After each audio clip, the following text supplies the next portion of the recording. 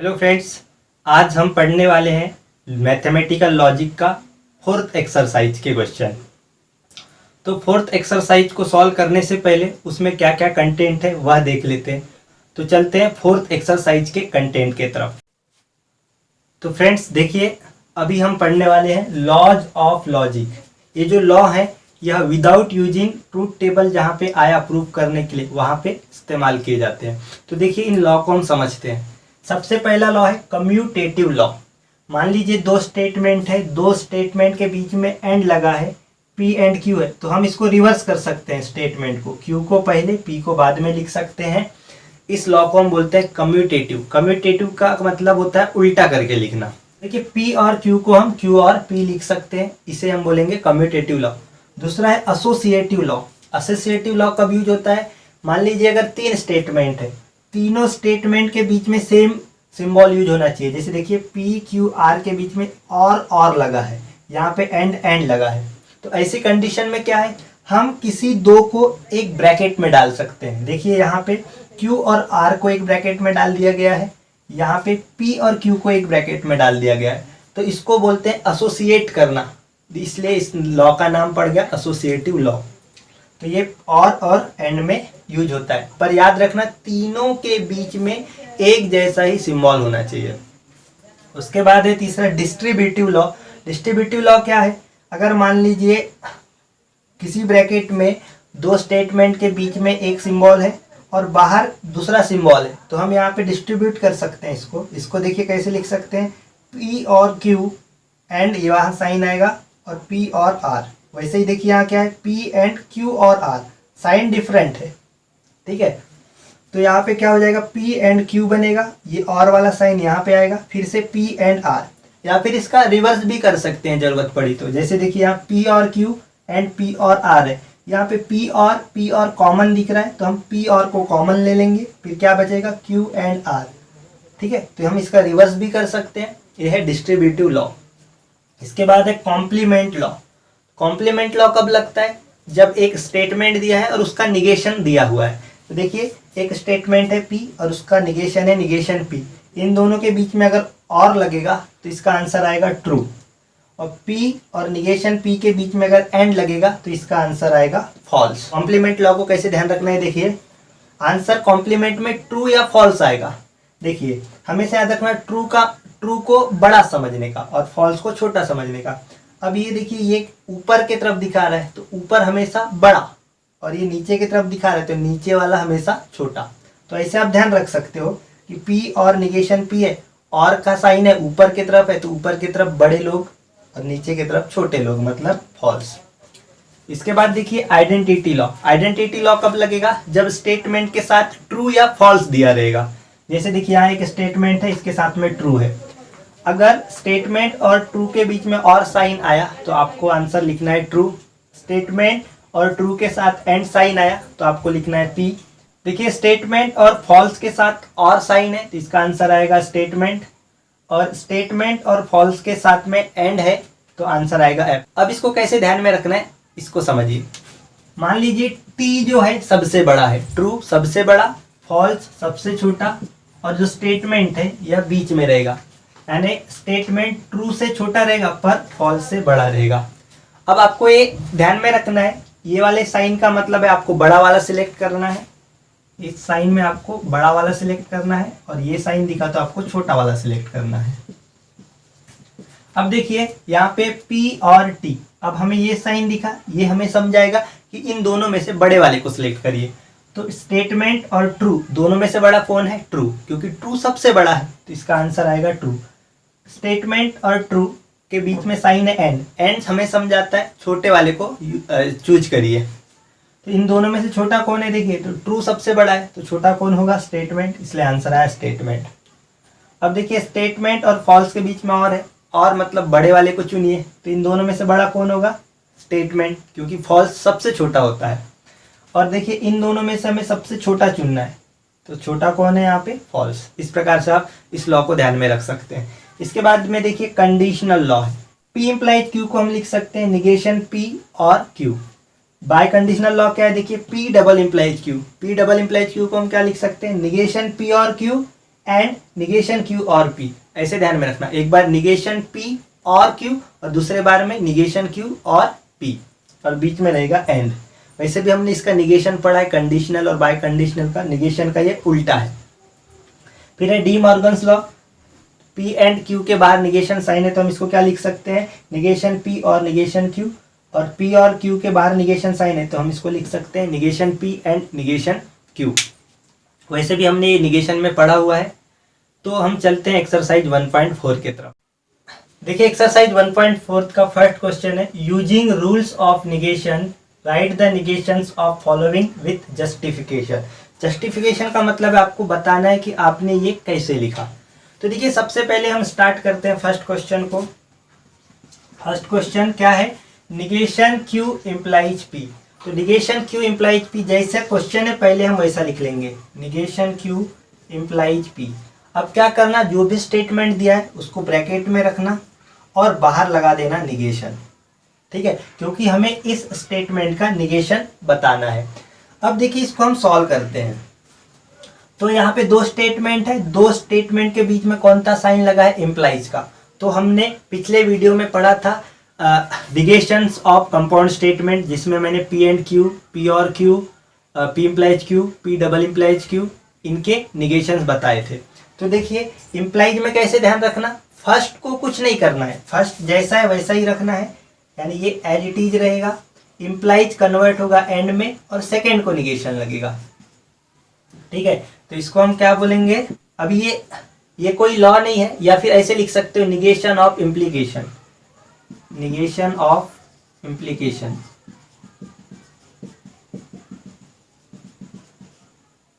अब देखिए आगे सॉल्व नहीं हो सकता है, negation Q and negation P यहीं पे फिनिश हो गया। सेकेंड क्या है, देखिए सेकेंड है पी एंड निगेशन क्यू। तो इसका आंसर देखिए पी एंड निगेशन क्यू, पहले क्वेश्चन जैसा है वैसा लिख लेंगे, ब्रैकेट बंद करके बाहर लगाएंगे निगेशन। अब इसको हम सॉल्व करते हैं। देखिए तो यहाँ पे दो स्टेटमेंट है, दो स्टेटमेंट के बीच में एंड लगा हुआ है, तो हम यहाँ पे पी एंड क्यू वाला रूल लगाएंगे, या डी मॉर्गन्स रूल बोल सकते हैं। डी मॉर्गन्स रूल क्या बोलता है, पहले वाले को भी निगेशन लगेगा, दूसरे वाले को भी निगेशन लगेगा, और ये साइन चेंज हो जाएगा। तो देखिए इसको निगेशन लगेगा तो ये हो जाएगा निगेशन पी, ये साइन चेंज हो जाएगा और बनेगा, और इसको जब निगेशन लगेगा तो ऑलरेडी एक निगेशन है उसके पास, और एक निगेशन आएगा तो दोनों निगेशन हो जाएंगे कैंसल, और बचेगा क्यू। तो ये है डी मॉर्गन्स लॉ।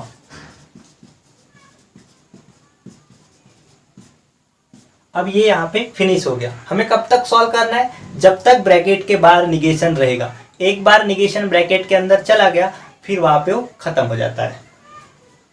इसके बाद देखिए थर्ड क्या है, P और निगेशन Q, P और निगेशन Q, इसको लिख लिए, बाहर निगेशन लगा देना है। अब देखिए दो स्टेटमेंट के बीच में और लगा है, तो जब भी दो स्टेटमेंट के बीच में और है या एंड है तो डी मॉर्गन्स लॉ यूज होता है। डी मॉर्गन्स लॉ क्या बोलता है, दोनों को निगेशन लगाइए और ये साइन को चेंज कर दीजिए। तो देखिए क्या होगा, इसको भी निगेशन लगेगा, ये हो गया निगेशन पी, ये सिंबल चेंज हो जाएगा, एंड बन जाएगा, और निगेशन क्यू को जब हम निगेशन लगाने जाएंगे तो वह बन जाएगा क्यू। इसके बाद देखिए फोर्थ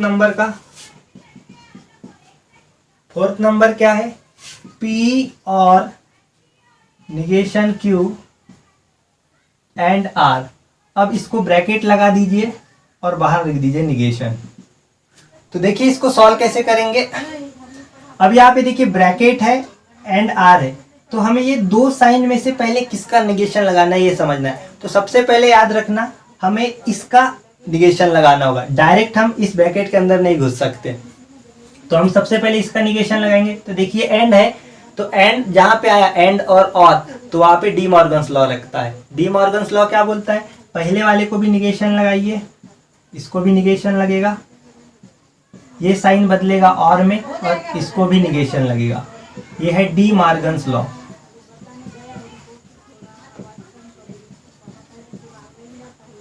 अब देखिए अभी भी ब्रैकेट के बाहर निगेशन है, जब तक ब्रैकेट के बाहर निगेशन रहेगा तब तक हमें सॉल्व करना है। तो देखिए फिर से यहाँ पे और है, दो स्टेटमेंट के बीच में और आया तो डी मॉर्गन्स लॉ। तो अब इसको सॉल्व करेंगे, देखिए क्या होगा, फर्स्ट को भी निगेशन लगेगा, साइन चेंज हो जाएगा, सेकंड को भी निगेशन लगेगा, ऑलरेडी निगेशन है, और एक निगेशन आएगा तो ये बन जाएगा क्यू, और ये जैसा है बिल्कुल वैसा ही रखेंगे। तो ये हो गया आपका डी मॉर्गन्स लॉ। अब देखिए ब्रैकेट के बाहर निगेशन नहीं है तो यहाँ पे हम इसको स्टॉप कर सकते हैं। इसके बाद देखिए फिफ्थ क्वेश्चन क्या है, P implies P और निगेशन Q। अब इसको ब्रैकेट बंद कर दीजिए और बाहर लगा दीजिए निगेशन। अब देखिए हमें इम्प्लाइज और इन दो में से पहले किसको सॉल्व करना है, इम्प्लाइज को। देखिए जब हम एंट्री करेंगे इस ब्रैकेट में तो सबसे पहले हमें ये साइन दिखेगा। ये साइन कब दिखेगा, जब इस ब्रैकेट के अंदर हम एंट्री करेंगे तब। ओके, तो सबसे पहले हमें इस साइन को सॉल्व करना होगा। तो देखिए ये इम्प्लाइज है तो निगेशन ऑफ इम्प्लीकेशन लगाएंगे। अब इम्प्लीकेशन का निगेशन क्या बोलता है, फर्स्ट एज इट इज, ये साइन बदलेगा एंड में और सेकंड को निगेशन लगेगा। तो देखिए क्या होगा, फर्स्ट एज इट इज, ये बन गया एंड और इसको निगेशन लगा P और निगेशन Q। ये है निगेशन ऑफ इम्प्लीकेशन।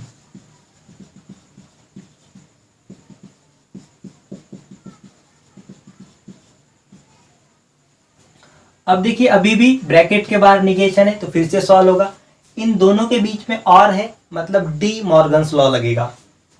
इसको एज इट इज लिख लेंगे। अब डी मॉर्गन्स लॉ क्या कहता है, फर्स्ट को भी निगेशन सेकंड को भी निगेशन, तो इसको भी निगेशन लगेगा, ये साइन चेंज होगा और इसको भी निगेशन लगेगा तो ये बन जाएगा क्यू। ये है डी मॉर्गन्स लॉ। अब देखिए ब्रैकेट के बाहर निगेशन नहीं है तो हम इसको यहीं पे स्टॉप कर सकते हैं। इसके बाद देखिए 6 नंबर क्या है, 6 number negation P and Q, negation P and Q और P और निगेशन Q। अब इसको ब्रैकेट बंद कर दीजिए और बाहर लगा दीजिए निगेशन। अब देखिए जैसे ही आप ब्रैकेट में एंट्री करोगे तो आपको ये साइन पहले दिखाई देगा। ये दो स्टेटमेंट है, ये दो स्टेटमेंट के बीच में कौन सा साइन है, और। तो हम पहले और वाला रूल लगाएंगे, और मतलब डी मॉर्गन्स लॉ। तो डी मॉर्गन्स लॉ क्या बोलता है, पहले स्टेटमेंट को भी निगेशन, दूसरे स्टेटमेंट को भी निगेशन और सिंबल चेंज। तो हम पहले स्टेटमेंट को निगेशन लगाएंगे तो देखिए ऑलरेडी इस स्टेटमेंट के बाहर निगेशन है तो निगेशन कैंसिल हो जाएगा, यहाँ बचेगा P एंड Q, और बनेगा एंड और इसको निगेशन लग जाएगा, निगेशन ऑफ P और निगेशन Q। ये था डी मॉर्गन्स लॉ।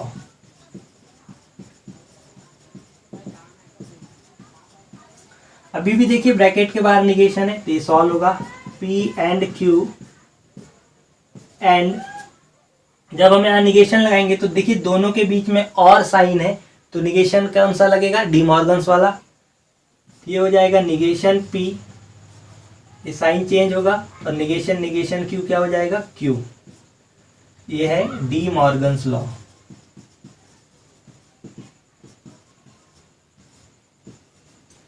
इसके बाद 7th नंबर देखिए क्या है,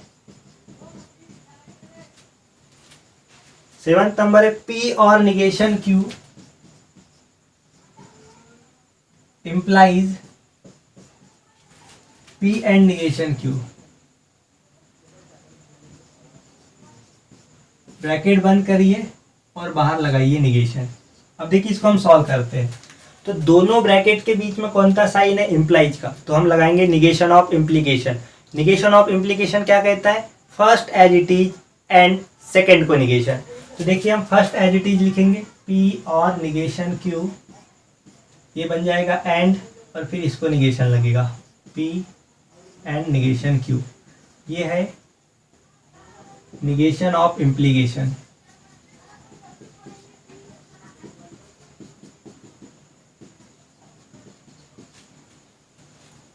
इसके बाद देखिए अभी भी ब्रैकेट के बाहर निगेशन है तो ये सॉल्व होगा, ये एज इट इज रहेगा P और निगेशन Q एंड।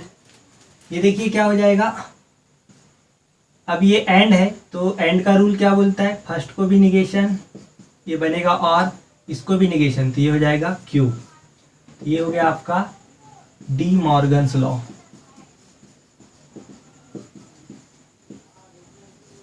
इसके बाद देखिए 8 नंबर का प्रॉब्लम।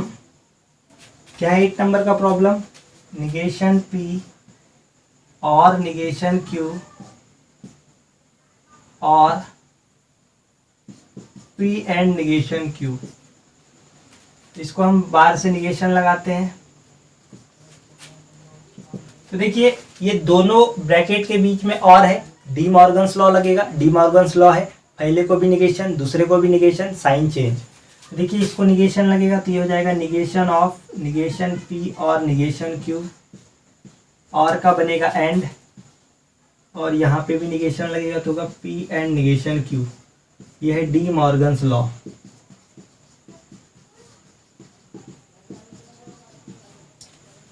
अब देखिए यहाँ ब्रैकेट के बाहर निगेशन है तो यहाँ पे भी रूल लगेगा, यहाँ पे भी ब्रैकेट के बाहर निगेशन है, यहाँ पे भी रूल लगेगा। ये और है, ये एंड है, दोनों डी मॉर्गन्स लॉ है, तो दोनों को हम एक साथ सॉल्व कर लेंगे। तो देखिए क्या होगा, ये बनेगा P एंड ये बनेगा Q।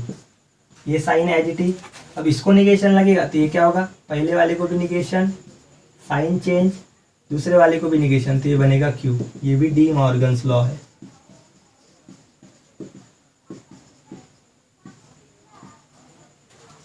तो इस प्रकार से हम सॉल्व करते हैं निगेशन। देखिए सेकेंड क्वेश्चन क्या है, rewrite the following statement without using if then. यहाँ पे देखिए 3 स्टेटमेंट दिए गए हैं, तीनों में देखिए इफ और देन है, तो हमें क्या करना है, इफ देन हटा के लिखना है। तो देखिए इफ देन हटा के हम कैसे लिखेंगे, तो आपको मैंने कंडीशनल लॉ बताया था। देखिए कंडीशनल लॉ क्या होता है, P implies Q। P implies Q हम कब लिखते हैं, जहाँ पे इफ देन दिखाई देता है वहाँ पे। तो P इम्प्लाइज Q को हम क्या लिख सकते हैं, निगेशन P और Q। तो हमें क्या करना होगा, इफ देन हटा के हमें और में लिखना होगा। ओके, तो देखिए हम इसको सॉल्व कैसे करेंगे। सबसे पहले फर्स्ट क्वेश्चन को देखते हैं।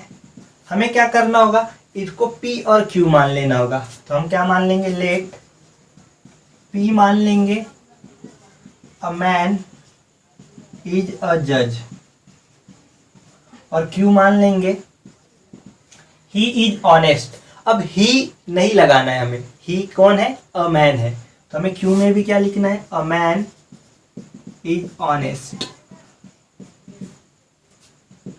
अब देखिए स्टेटमेंट क्या होगा इसका, या सिंबॉलिक फॉर्म क्या होगा इसका, symbolic form is, symbolic form is क्या होगा, P इम्प्लाइज Q।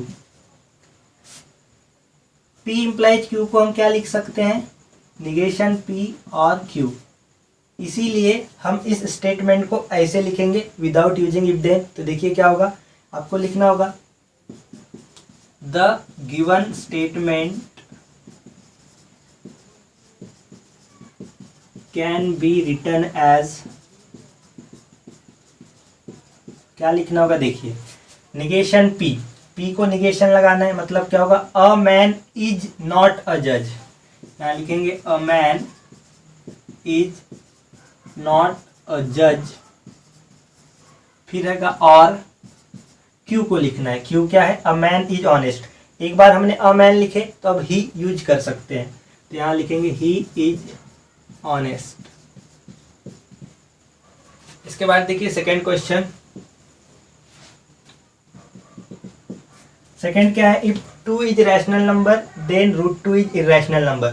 तो हम P मान लेंगे 2 is rational number, let P मतलब 2 इज रैशनल नंबर, और Q मान लेंगे √2 is irrational number.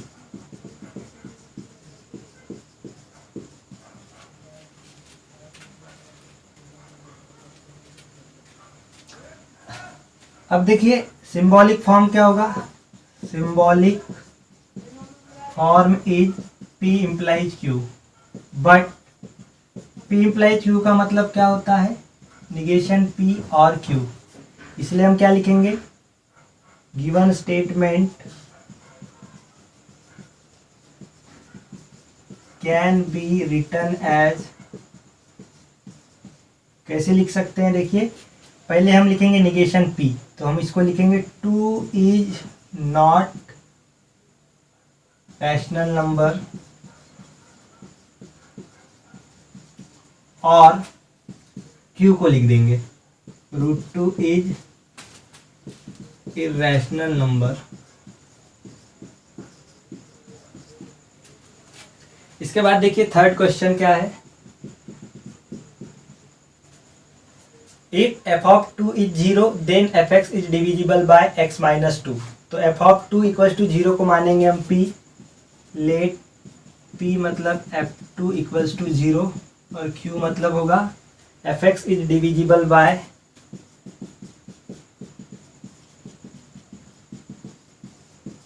x minus 2। Symbolic form क्या होगा इसका, symbolic form is p implies q, but p implies q का मतलब होता है निगेशन p और q, इसलिए हम क्या लिख सकते हैं, गिवन स्टेटमेंट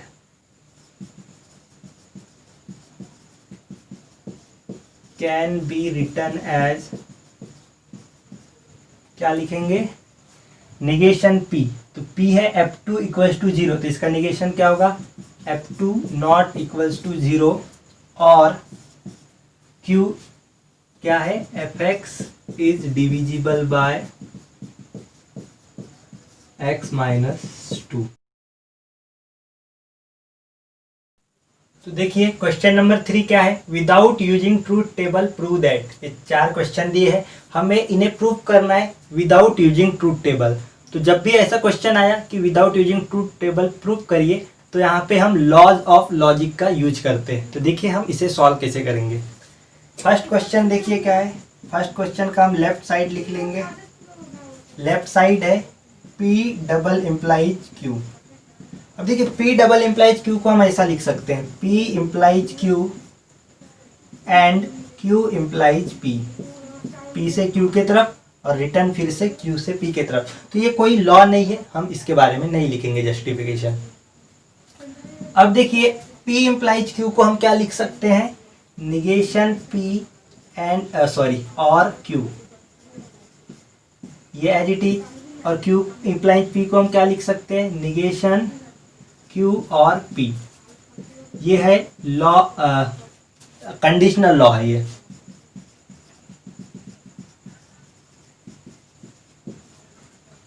देखिए यहाँ पे हम डिस्ट्रीब्यूटिव लॉ लगाते हैं। डिस्ट्रीब्यूटिव लॉ क्या करेंगे, यहाँ से एक को पकड़ेंगे एंड ये लिखेंगे, फिर और इसको पकड़ेंगे और ये लिखेंगे। देखिए कैसे, निगेशन p, ये साइन को लिया मैंने एंड, तो यहाँ क्या आएगा, निगेशन q और p, या ब्रैकेट क्लोज कर दो।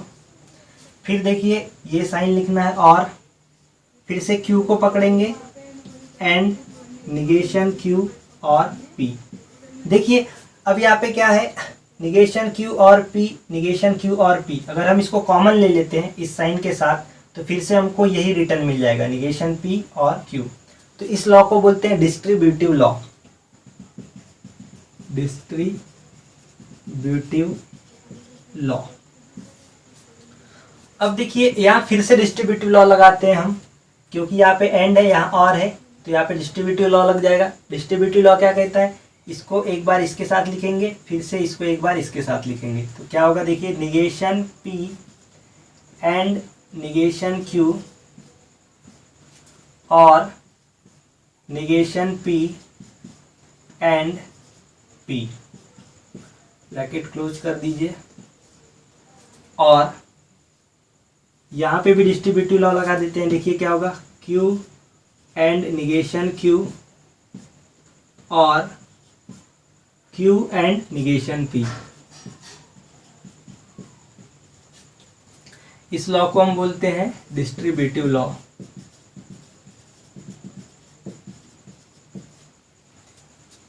अब देखिए negation p and negation q कुछ नहीं होता है, ये एज इट इज रहेगा। और अब देखिए निगेशन p और p एक दूसरे के कॉम्प्लीमेंट है, तो यहाँ पे कॉम्प्लीमेंट लॉ लग सकता है। अब देखिए एंड है, तो कॉम्प्लीमेंट लॉ का आंसर या तो ट्रू या तो फॉल्स आता है। एंड है मतलब नीचे, नीचे कौन होता है, छोटा इंसान, तो छोटा इंसान कौन है, f, तो इसका आंसर आएगा f। और यहाँ देखिए Q एंड निगेशन Q, ये भी एक दूसरे के कॉम्प्लीमेंट है और इनके बीच में भी एंड लगा है, तो एंड लगा है तो आंसर क्या आएगा F।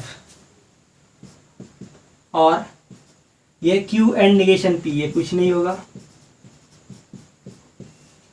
अब देखिए किसी स्टेटमेंट के साथ फॉल्स या ट्रू आया तो यहाँ पे आइडेंटिटी लॉ लगता है, और आइडेंटिटी लॉ में हम छोटा या बड़ा देखते हैं। अब देखिए ये और है, ऊपर की तरफ है, मतलब हमें बड़ा वाले को चुनना है, तो इन दोनों में से बड़ा कौन होगा? फॉल्स सबसे छोटा होता है, तो ये स्टेटमेंट बड़ा होगा इससे, तो इसका आंसर आएगा निगेशन P। अच्छा, ये लॉ कौन सा था? कॉम्प्लीमेंट, यहाँ लिख देंगे कॉम्प्लीमेंट लॉ। फिर से देखिए क्या आएगा, निगेशन P एंड Q। और अब यहाँ में से भी बड़ा वाले को चुनना है, तो बड़ा कौन होगा? स्टेटमेंट, तो हो जाएगा Q एंड निगेशन P। ये है आइडेंटिटी लॉ। और एक बात हमेशा ध्यान रखना, कॉम्प्लीमेंट लॉ लगने के बाद हमेशा आइडेंटिटी लॉ ही लगता है। अब देखिए हमें प्रूव क्या करना है, P एंड Q और negation P and negation Q। तो negation P and negation Q आ गया। एक मिनट, कुछ गड़बड़ हुआ क्या? एक गड़बड़ हो गई, ये देखिए यहाँ डिस्ट्रीब्यूटिव लॉ लगाते वक्त गलत हो गया। Q एंड निगेशन Q और Q एंड P चाहिए, तो ये निगेशन P लिखा गया है, ये गलत है। ये निगेशन P नहीं चाहिए, ये निगेशन P नहीं चाहिए। तो देखिए Q एंड P, तो हमें क्या प्रूव करना है? P and Q। तो हम देखिए इसको कम्यूटेटिव लॉ से सीधा कर सकते हैं, और ये ऑलरेडी है, तो यहाँ पे हम क्या लिखेंगे? देखिए पहले इसको एज इट इज लिखते हैं, negation P and negation Q, और इसको Q एंड P को हम P एंड Q लिख सकते हैं। ये हो गया कम्यूटेटिव लॉ। इसके बाद देखिए ये पहले होना चाहिए, ये बाद में, तो फिर से इन दोनों में हम कम्यूटेटिव लॉ लगा देंगे, तो ये क्या हो जाएगा? P एंड Q और negation P and negation Q, तो ये हो गया कम्यूटेटिव लॉ। ये हो गया। आपको थोड़ा प्रैक्टिस करना पड़ेगा, लॉ आपको याद रखने होंगे, प्रैक्टिस करने से ही ये क्वेश्चन आपको सॉल्व करते आएंगे। इसके बाद देखिए सेकंड क्या है, लेफ्ट साइड है P और Q एंड P और निगेशन Q। अब देखिए इन दोनों ब्रैकेट में P और कॉमन दिख रहा है, तो हम कॉमन ले लेंगे P और को। देखिए P और यहाँ से भी हमने निकाला, यहाँ से भी निकाला, तो क्या बचा? यहाँ से बचा Q, यहाँ बचा एंड, यहाँ बचा निगेशन Q। इस लॉ को बोलते हैं डिस्ट्रीब्यूटिव लॉ। अब देखिए P और एज इट इज, Q और निगेशन Q, ये दोनों एक दूसरे के कॉम्प्लीमेंट है, यहाँ पे कॉम्प्लीमेंट लॉ लग जाएगा। तो देखिए कॉम्प्लीमेंट लॉ का आंसर या तो ट्रू होता है या तो फॉल्स। अगर और साइन है तो ट्रू, एंड साइन है तो फॉल्स। तो देखिए यहाँ पे एंड साइन लगा है, इसलिए फॉल्स आएगा। ये हो गया आपका कॉम्प्लीमेंट लॉ।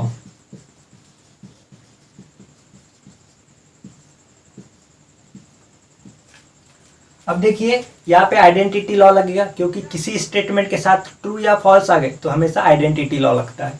तो देखिए इन दोनों में से और है तो बड़ा चुनना है, तो बड़ा कौन है? P बड़ा होगा।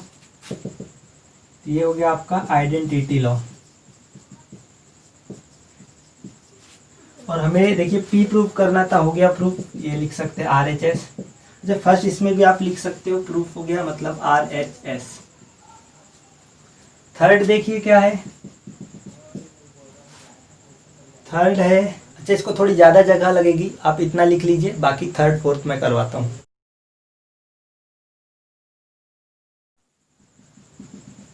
थर्ड का लेफ्ट लिख लेते हैं। लेफ्ट साइड क्या है?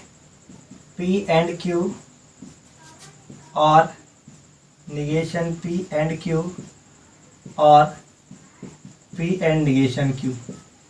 अब देखिए यहाँ पे कभी भी कॉमन ढूंढने की कोशिश करना, जब भी विदाउट यूजिंग ट्रूथ टेबल आए तो कॉमन देखना। यहाँ पे P एंड है, तो देखिए P एंड कहीं पे है क्या? P एंड, देखिए ये P एंड है, ये P एंड है। अब उसके बाद कॉमन निकालने के बाद एक चीज़ और ध्यान रखना, कॉमन निकालने के बाद कॉम्प्लीमेंट बन रही है एक दूसरे के। देखिए अगर हम यहाँ से P एंड, यहाँ से P एंड निकाल दिए तो क्या बचेगा? Q और निगेशन Q। तो ये कॉम्प्लीमेंट बन जाएंगे और सॉल्व हो जाएगा। तो इन दोनों में से हम पी एंड कॉमन ले सकते हैं। तो देखिए क्या होगा, उससे पहले हमें क्या करना है, इन दोनों को पास में ला लेना है। देखिए इन तीनों के बीच में सेम साइन है, तो एसोसिएटिव लॉ लगा सकते हैं हम, किसी भी दो को एक ग्रुप में डाल सकते हैं। तो देखिए क्या होगा, पी एंड क्यू, और इसको लिख देंगे पी एंड निगेशन क्यू, और इसको बाहर रख देंगे और निगेशन पी एंड क्यू। ये हो गया एसोसिएटिव लॉ।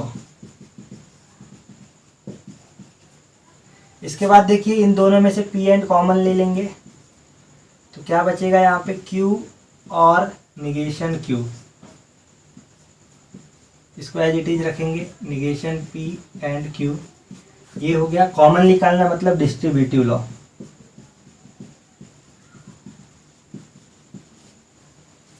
इसके बाद देखिए यहाँ पे कॉम्प्लीमेंट लॉ लग जाएगा, पी एंड कॉम्प्लीमेंट में और आया तो ट्रू आता है,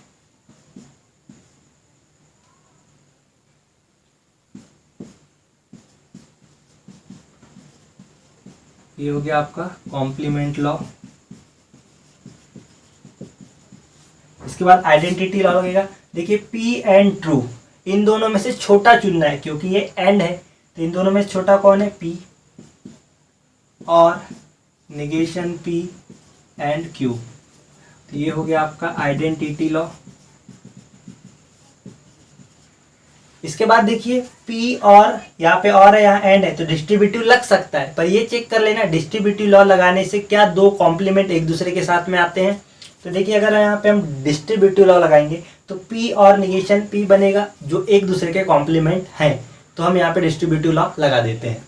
तो देखिए क्या होगा, पी और निगेशन पी, और एक ब्रैकेट में लिखेंगे पी और क्यू, और इन दोनों के बीच में जो साइन रहेगा वो साइन इन दोनों के बीच में आएगा, एंड। ये हो गया डिस्ट्रीब्यूटिव लॉ।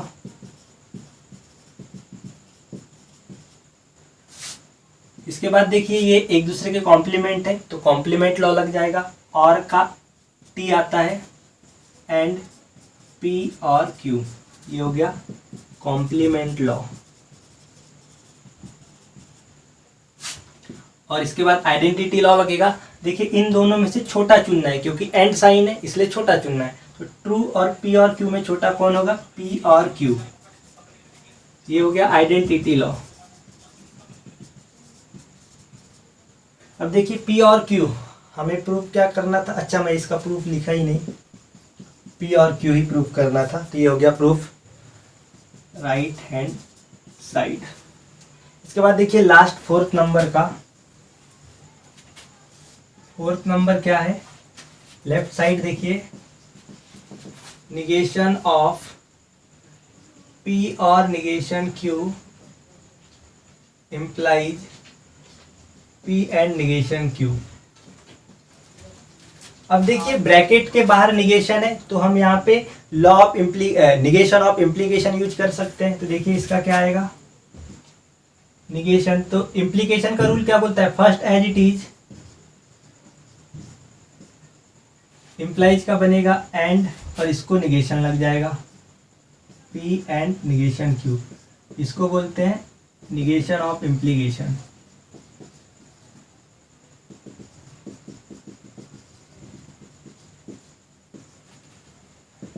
अब देखिए इसको एज इट इज रखेंगे, पी और निगेशन क्यू, एंड ब्रैकेट के बाहर फिर से निगेशन है और इन दोनों के बीच में एंड है, तो डी मॉर्गन्स लॉ लग सकता है। तो देखिए यहाँ पे डी मॉर्गन्स लॉ लगाते हैं, पहले को भी निगेशन, ये बनेगा, और इसको निगेशन लगेगा तो ये बनेगा क्यू। ये हो गया डी मॉर्गन्स लॉ।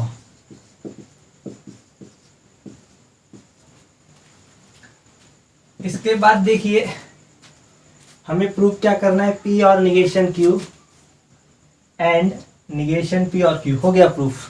तो ये हो गया राइट हैंड साइड।